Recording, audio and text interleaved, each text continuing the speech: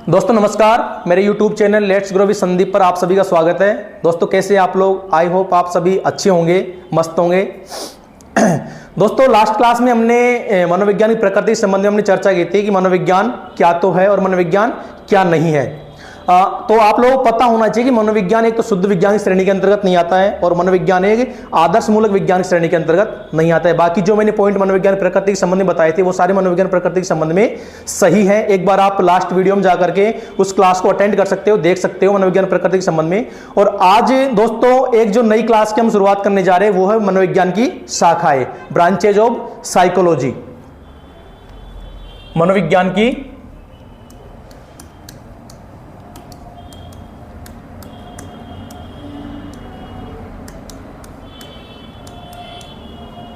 शाखाएं, branches of psychology. दोस्तों यहां से जो एग्जाम में क्वेश्चन पूछे जाते हैं मनोविज्ञान की शाखाओं से, वो पूछा जाता है कि निम्न में से कौन सी मनोविज्ञान की शाखा है और या फिर निम्न में से कौन सी मनोविज्ञान की शाखा नहीं है। तो आप लोगों को पता होना चाहिए कि कौन सी तो मनोविज्ञान की शाखा है और कौन सी मनोविज्ञान शाखा नहीं है। तो दोस्तों मनोविज्ञान जो शाखाएं हैं उनको मुख्य रूप से दो भागों में विभाजित किया जाता है। कितने भागों में? मुख्य रूप से मनोविज्ञान शाखाओं को दो भागों में विभाजित किया जाता है। पहली है सामान्य मनोविज्ञान और दूसरी है असामान्य मनोविज्ञान। मुख्य रूप से कितने भागों में विभाजित किया जाता है? मनोविज्ञान शाखाओं को दो भागों में हम विभाजित करते हैं। पहली है सामान्य मनोविज्ञान, सामान्य मनोविज्ञान, और दूसरी है असामान्य मनोविज्ञान। असामान्य मनोविज्ञान। मुख्य रूप से मनोविज्ञान की शाखाओं को दो भागों में विभाजित किया गया है। पहली है सामान्य मनोविज्ञान और दूसरी है असामान्य मनोविज्ञान। सामान्य मनोविज्ञान के अंतर्गत हम अध्ययन करते हैं सामान्य परिस्थितियों में जो प्राणी व्यवहार करते हैं। सामान्य परिस्थितियों में प्राणी जो व्यवहार करता है उसका अध्ययन हम करते हैं सामान्य मनोविज्ञान के अंतर्गत। और असामान्य मनोविज्ञान के अंतर्गत हम अध्ययन करते हैं असामान्य परिस्थितियों में मानसिक रोगियों का और मानसिक रोगों का अध्ययन इसके अंतर्गत किया जाता है। तो दो मुख्य रूप से दो शाखाएं मनोविज्ञान की है, लेकिन एक तीसरी और नवीनतम शाखा और मनोविज्ञान की उभर रही है, वो है पशु मनोविज्ञान। कौन सी है? पशु मनोविज्ञान।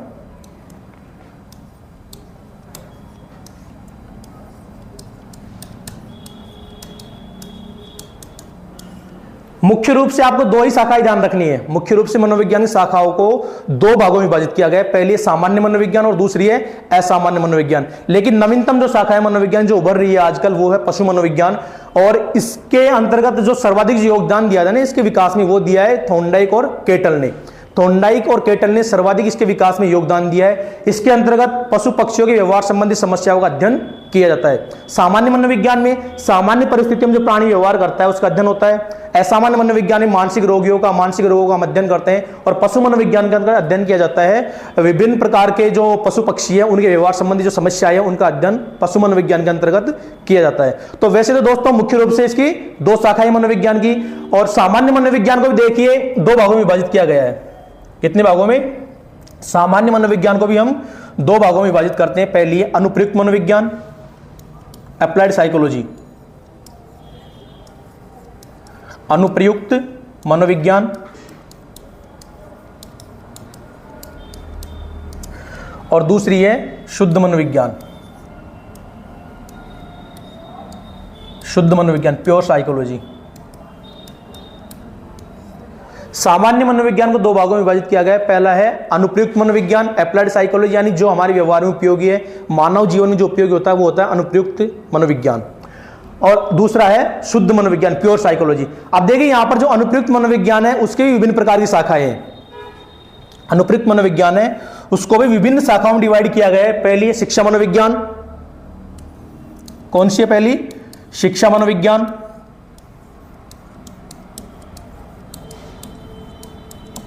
शिक्षा मनोविज्ञान, औद्योगिक मनोविज्ञान, औद्योगिक मनोविज्ञान,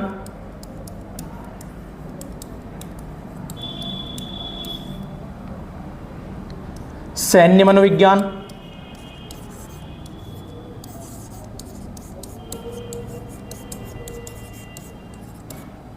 सैन्य मनोविज्ञान, नैदानिक मनोविज्ञान,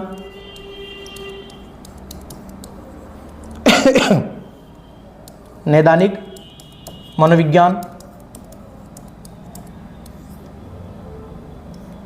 परामर्श मनोविज्ञान,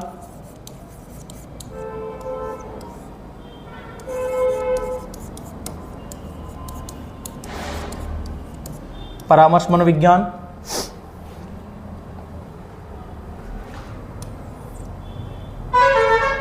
खेल मनोविज्ञान,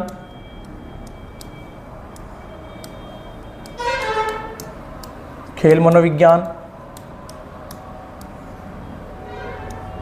कानून या विधि मनोविज्ञान, कानून या विधि मनोविज्ञान,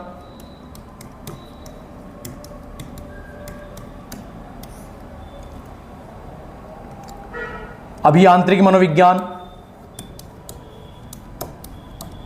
अभियांत्रिकी मनोविज्ञान,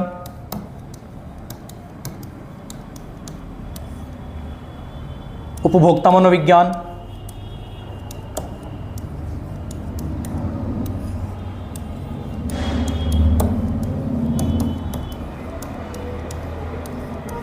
उपभोक्ता मनोविज्ञान, और एक है अपराध या फोरेंसिक मनोविज्ञान, अपराध या फोरेंसिक मनोविज्ञान, फोरेंसिक मनोविज्ञान। तो दोस्तों ये जो शाखाएं हैं वो आती है अनुप्रयुक्त मनोविज्ञान के अंतर्गत, अप्लाइड साइकोलॉजी के अंतर्गत ये शाखाएं आती है। पहली है शिक्षा मनोविज्ञान। शिक्षा के क्षेत्र में जितने भी मनोवैज्ञानिक प्रयोग हुए हैं, शिक्षा के क्षेत्र में जितने भी मनोविज्ञान जो प्रयोग हुए हैं उनका अध्ययन उनका अध्ययन हम करते हैं शिक्षा मनोविज्ञान के अंतर्गत। दूसरी है औद्योगिक मनोविज्ञान। उद्योग क्षेत्र की जो समस्याएं हैं, श्रमिकों की जो समस्याएं हैं, उनका अध्ययन हम करते हैं औद्योगिक मनोविज्ञान के अंतर्गत। सैन्य मनोविज्ञान, सैन्य क्षेत्र की जो समस्याएं हैं, सैनिकों के जो मनोबल संबंधित समस्याएं हैं, उनका मनोबल बढ़ाना हो या फिर उनको मानसिक मजबूती प्रदान करनी हो, तो उस क्षेत्र में मनोविज्ञान का खासा प्रयोग किया जाता है। नैदानिक मनोविज्ञान, परामर्श मनोविज्ञान, कारणों का पता लगाकर गाइडेंस यहां पर प्रदान किया जाता है। खेल मनोविज्ञान, खेल मनोविज्ञान के अंतर्गत हम देखते हैं कि विभिन्न प्रकार के खिलाड़ियों का जो मानसिक मजबूती प्रदान करनी हो, मनोबल बढ़ाना हो, आत्मविश्वास बढ़ाना हो, तो वहां पर खेल मनोविज्ञान का प्रयोग होता है। स्पेशली आजकल हम देखते हैं स्कूलों में, कॉलेजों में पर्टिकुलर खेल के पीरियड्स होते हैं, कोचों की नियुक्ति होती है। तो विभिन्न प्रकार की जो मनोवैज्ञानिक तकनीकें हैं, विभिन्न प्रकार की मनोवैज्ञानिक जो विधियां हैं, उनके माध्यम से खिलाड़ियों का मनोबल बढ़ाया जाता है, उनका आत्मबल बढ़ाया जाता है, आत्मविश्वास बढ़ाया जाता है। तो ये सब कुछ आता है खेल मनोविज्ञान के अंतर्गत। कानून या विधि मनोविज्ञान, कानून, इसके अंतर्गत कानून और विधि आदि से संबंधित जो तकनीक है उनका अध्ययन हम इसके अंतर्गत करते हैं। अभियांत्रिकी मनोविज्ञान के अंतर्गत ये मानव सेवा से संबंधित मनोविज्ञान है। किससे संबंधित है? मानव सेवा से संबंधित ये मनोविज्ञान है, और इसके अंतर्गत संगठन संबंधी जो समस्याएं है उनका अध्ययन हम करते हैं। उपभोक्ता मनोविज्ञान, स्पेशली बिजनेस में इसका प्रयोग किया जाता है। बिजनेस संबंधी समस्याओं को करने के लिए उसका उपभोक्ता मनोविज्ञान का हम प्रयोग करते हैं। अपराध या फोरेंसिक मनोविज्ञान, स्पेशली अपराध क्षेत्र में इसका प्रयोग किया जाता है। हम देखते हैं टीवी वगैरह पर CID CB में खासा इसका प्रयोग किया जाता है। किस प्रकार से अपराधियों का हिप्नोटाइज करके उन अर्धचेतन अवस्थाओं को ले करके जाया जाता है और विभिन्न प्रकार के सच उनसे उगलवाए जाते हैं। तो उन सब के लिए विभिन्न प्रकार की मनोवैज्ञानिक तकनीकों का प्रयोग किया जाता है। तो दोस्तों ये जो कुछ शाखाएं थी, वैसे तो यहां से जो क्वेश्चन पूछे जाते हैं मैंने बताया था आप लोगों को, ज्यादा डीपली इसमें जाने की जरूरत नहीं है। जो क्वेश्चन पूछा जाता है वो पूछा जाता है कि निम्न में से कौन सी मनोविज्ञान की शाखा है और या फिर कौन सी मनोविज्ञान शाखा नहीं है। तो हमको वैसे मनोविज्ञान की शाखाओं का ध्यान होना चाहिए, कौन सी मनोविज्ञान शाखा है या फिर कौन सी मनोविज्ञान शाखा नहीं है। लेकिन फिर भी एक नॉलेज के लिए मैंने आप लोगों को बताया था कि अनुप्रयुक्त मनोविज्ञान, सामान्य मनोविज्ञान दो शाखाएं, अनुप्रयुक्त मनोविज्ञान और शुद्ध मनोविज्ञान। और अनुप्रयुक्त मनोविज्ञान को विभिन्न शाखाओं में बांटा गया है। शिक्षा मनोविज्ञान है, औद्योगिक मनोविज्ञान है, परामर्श मनोविज्ञान है, नैदानिक मनोविज्ञान है, अभियांत्रिक मनोविज्ञान है, उपभोक्ता मनोविज्ञान है। इस प्रकार विभिन्न प्रकार की शाखाओं में अनुप्रयुक्त मनोविज्ञान को भी बांटा गया है। इसके बाद देखिए दोस्तों, शुद्ध मनोविज्ञान के अंदर जो शाखाएं आती है वो है बाल मनोविज्ञान,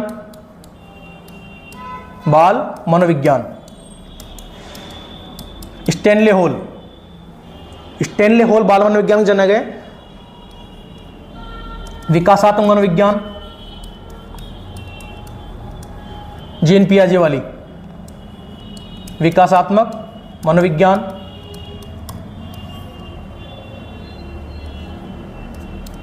प्रयोगात्मक मनोविज्ञान विलियम वुंट वाली,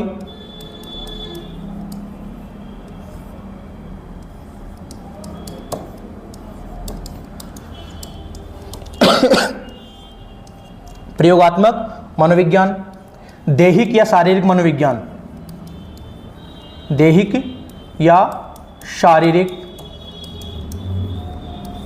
मनोविज्ञान, दैहिक या शारीरिक मनोविज्ञान, और एक और शाखा है इसकी परामनोविज्ञान।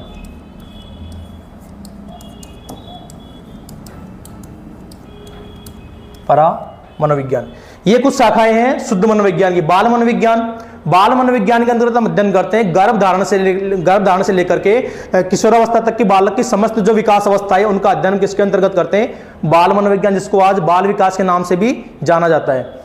विकासात्मक मनोविज्ञान, विकासात्मक मनोविज्ञान जो बाल मनोविज्ञान उसी का विस्तृत रूप है। बाल मनोविज्ञान के अंतर्गत हम अध्ययन करते हैं किशोरावस्था तक के बालक का, लेकिन विकासात्मक जो मनोविज्ञान है जीन पियाजे वाली, उसके अंतर्गत हम गर्भधारण से लेकर के संपूर्ण जो विकास अवस्थाएं हैं वृद्धावस्था तक की, उन सभी का अध्ययन हम इसके अंतर्गत करते हैं। प्रयोगात्मक मनोविज्ञान विलियम वुंट ने इसके अंतर्गत क्या किया था? विभिन्न प्रकार के पशु पक्षियों और जो मानव है उनके व्यवहार संबंधी समस्याओं पर विभिन्न प्रकार के प्रयोग करते हुए तुलनात्मक अध्ययन उनके व्यवहारों का किया था। दैहिक या शारीरिक मनोविज्ञान, दैहिक या शारीरिक मनोविज्ञान, शरीर का अध्ययन हम इसके अंतर्गत करते हैं। परामनोविज्ञान ये मतलब मन से परे, इस लोक से परे, यानी भूत प्रेतों वाली जो बातें होती है, व्यक्ति की मृत्यु के बाद में उसके आत्मा के साथ में क्या क्या होता है, पुनर्जन्म किस प्रकार होता है, पुनर्जन्म आदि इस प्रकार की जो बातें होती है वो होती है परामनोविज्ञान के अंतर्गत। तो दोस्तों ये मनोविज्ञान की कुछ शाखाएं हैं। सामान्य मनोविज्ञान, असामान्य मनोविज्ञान मुख्य रूप से दो भागों में बांटा गया है। मनोविज्ञान शाखाओं को कितने भागों में बांटा गया है? मुख्य रूप से दो भागों में इनको बांटा गया है। पहली है सामान्य और दूसरी है असामान्य। सामान्य मनोविज्ञान में सामान्य व्यवहार का अध्ययन करते हैं और असामान्य मनोविज्ञान में मानसिक रोगियों का अध्ययन इसके अंतर्गत, मानसिक रोगों का अध्ययन इसके अंतर्गत हम करते हैं। लेकिन एक नवीनतम शाखा और मनोविज्ञान की उभरी है, वो है पशु मनोविज्ञान, जिसके अंतर्गत पशु पक्षियों के व्यवहार संबंधी समस्याओं का अध्ययन किया जाता है और इसके विकास में सर्वाधिक जो योगदान दिया है वो थॉर्नडाइक और केटल। सामान्य मनोविज्ञान दो भागों में बांटा गया है, अनुप्रयुक्त मनोविज्ञान और शुद्ध मनोविज्ञान। अनुप्रयुक्त मनोविज्ञान में शिक्षा मनोविज्ञान, औद्योगिक मनोविज्ञान, सैन्य मनोविज्ञान, नैदानिक मनोविज्ञान, परामर्श मनोविज्ञान, खेल मनोविज्ञान, विधि मनोविज्ञान, अपराध मनोविज्ञान, अभियांत्रिक मनोविज्ञान और उपभोक्ता मनोविज्ञान को शामिल किया जाता है। और शुद्ध मनोविज्ञान के अंतर्गत बाल मनोविज्ञान, विकासात्मक मनोविज्ञान, प्रयोगात्मक मनोविज्ञान, दैहिक शारीरिक मनोविज्ञान और परामनोविज्ञान। वैसे तो दोस्तों मैंने बताया था कि मनोविज्ञान की शाखा कौन सी है या फिर कौन सी नहीं है, इसी से रिलेटेड क्वेश्चंस इसमें पूछे जाते हैं एग्जाम्स में, लेकिन फिर भी एक नॉलेज के लिए मैंने आपको विभिन्न पार्ट्स में डिवाइड करके ये मैंने आपको बताया है। इसके अतिरिक्त अगर हम देखें, इसके अलावा अगर हम देखें मनोविज्ञान की अन्य शाखाएं, तो इसमें तुलनात्मक मनोविज्ञान,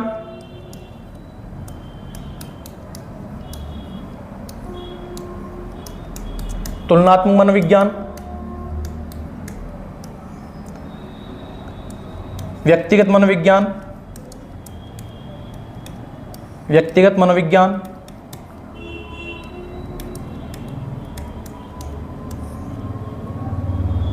समूह मनोविज्ञान, समूह मनोविज्ञान,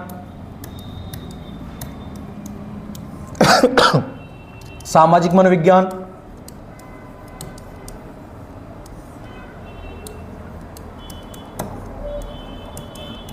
सामाजिक मनोविज्ञान, क्रियात्मक मनोविज्ञान,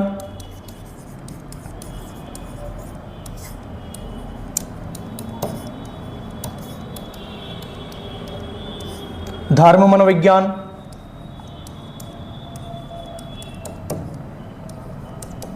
धर्म मनोविज्ञान, किशोर मनोविज्ञान, किशोर मनोविज्ञान, प्रौढ़ मनोविज्ञान,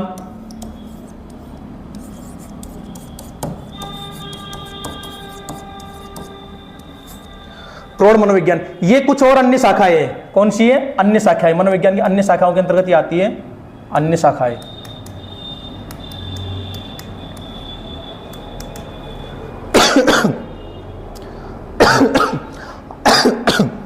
हमको इन सभी के नाम ध्यान में होने चाहिए दोस्तों कि मनोविज्ञान शाखाएं कौन कौन सी हैं। ज्यादा डीपली इसके अंदर जाने की जरूरत नहीं है, ज्यादा डीपली क्वेश्चंस यहां से नहीं आते हैं, केवल इतने ही क्वेश्चन आते हैं। अभी तक जितने भी क्वेश्चंस अगर हमने देखे हैं तो वो यही आया है कि निम्न में से कौन सी मनोविज्ञान शाखा है और कौन सी मनोविज्ञान शाखाएं नहीं है। तो एग्जाम पैटर्न के अकॉर्डिंग हमको इन सभी के नाम ध्यान होनी चाहिए, लेकिन एक नॉलेज के अकॉर्डिंग फिर मैंने डिवाइड करके आप लोगों को बताया है कि सामान्य मनोविज्ञान इसको दो भागों में बांटा गया, अनुप्रयुक्त मनोविज्ञान, शुद्ध मनोविज्ञान। अनुप्रयुक्त मनोविज्ञान के सारे पार्ट मैंने आप लोगों को बताया और शुद्ध मनोविज्ञान के अंतर्गत ये सारी शाखाएं आती है। इसके अतिरिक्त अन्य शाखाएं हमने पढ़ी है, तुलनात्मक मनोविज्ञान है, प्रौढ़ मनोविज्ञान है, शारीरिक मनोविज्ञान है, किशोर मनोविज्ञान है, ठीक है। ये सारी जो शाखाएं हैं ये भी मनोविज्ञान शाखाओं के अंतर्गत आती है। दोस्तों यहां से केवल क्वेश्चन यही पूछा जाता है कौन सी मनोविज्ञान शाखा है और कौन सी मनोविज्ञान की शाखा नहीं है। तो हमको ये जो सारी शाखाएं हैं वो सारी हमको ध्यान में होनी चाहिए।